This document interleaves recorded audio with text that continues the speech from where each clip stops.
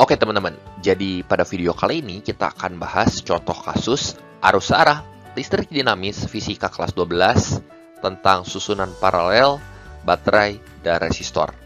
Nah, kita akan bahas lewat contoh soal berikut. Suatu rangkaian terdiri dari 3 elemen yang berbeda, ya. Jadi di sini ada baterai GGL1, GGL2, sama GGL3. Ya, ada 3 buah baterai yang beda-beda nilai voltasenya. Kemudian kutub-kutub yang positifnya ini dihubungkan semuanya ke titik A, ya. Dan kutub negatifnya semuanya dihubungkan ke titik B di sini. Gaya gerak listrik dan hambatan dalam tiap elemen ditunjukkan oleh gambar berikut. Nah, teman-teman perhatikan ternyata R1, R2, dan R3 ini adalah hambatan dalam baterai. Pertanyaannya di sini adalah arus yang melewati hambatan luar atau R4 adalah titik-titik. Untuk penyelesaiannya, teman-teman perhatikan bahwa hambatan dalam baterai ini disusun secara paralel, ya. Jadi R1, R2, dan R3 ini karena disusun sejajar, maka ini paralel. Demikian pula untuk baterai-baterainya. Sehingga kita dapat buat rangkaiannya menjadi lebih sederhana, jadi seperti ini ya. Untuk R1, R2, dan R3 ini hambatan yang disusun secara paralel kita ganti dengan R ekivalen. Kemudian untuk baterai-baterai yang disusun secara paralel juga mesti kita cari berapa nilai dari GGL ekivalennya. Nah, ini berikut adalah arus yang mengalirnya dari titik A ke titik B ya. Kita buat berlawanan jarum jam untuk arusnya, dan teman-teman perhatikan bahwa R ekivalen dengan R4 ini ya, hambatan dalam baterai dengan hambatan luarnya ini seri. Nah, kita akan cari di sini arus yang melewati hambatan luar atau R4. Kita dapat gunakan persamaan pada hukum Ohm, teman-teman. Masih ingat? Iya. I sama dengan GGL ekivalen dibagi R total. R total berarti karena hambatannya seri, tinggal kita jumlahin nanti R4 sama R ekivalen.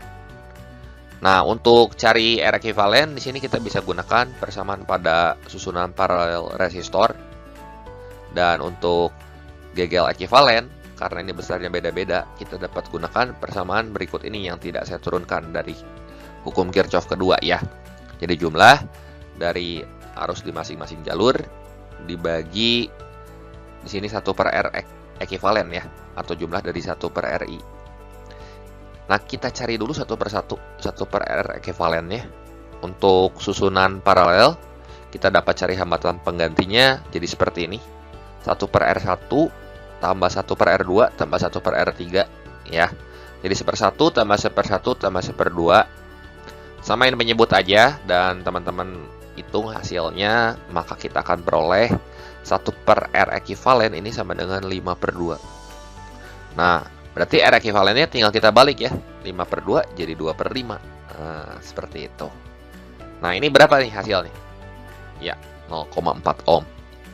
Selanjutnya buat cari GGL ekivalen.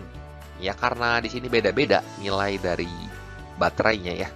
Nilai dari voltase baterainya. Maka GGL ekivalen di sini sama dengan kuat arus yang lewat jalur atas. Sini berapa nih? GGL1 dibagi R1. Berarti 2 dibagi 1. Ya.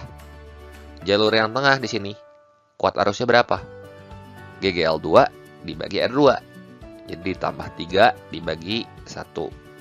Tambah jalur yang bawah sini GGL3 dibagi R3, 4 dibagi 2 dibagi 1 per R ekivalen. Nah, jadi sigma 1 per RI ini sama aja nilainya kayak 1 per R ekivalen, teman-teman. Hati-hati, ini 1 per R ekivalen, bukan R ekivalennya ya. Tapi yang ini, yang 5/2. Kita substitusi ke sini, ya. Ini yang atas tinggal teman-teman samain penyebut aja. Ya. Jadi kalau kita hitung ini hasilnya 14/5. Nanti 2 yang sini sama 2 yang sini kita coret. Kita udah punya nilai dari GGL ekivalen nih. 14/5 itu 2,8 volt ya. Kemudian R ekivalennya ini 0,4 ohm. Tinggal teman-teman substitusi aja ke persamaan yang ini. Jadi I sama dengan GGL ekivalennya 2,8 volt dibagi R4-nya di sini adalah 1 ditambah 0,4. Kita hitung sebentar. 2,8 dibagi 1,4, hasilnya adalah 2 ampere. Ya, sehingga opsi yang tepat di sini yang mana tuh? Ya, yang B. Jelas ya? Oke, demikian saja pembahasan singkat mengenai contoh kasus arus arah listrik dinamis fisika kelas 12 kali ini. Jangan lupa like, share, dan subscribe juga channel ini jika teman-teman suka videonya. Terima kasih untuk perhatiannya, nantikan video saya yang selanjutnya.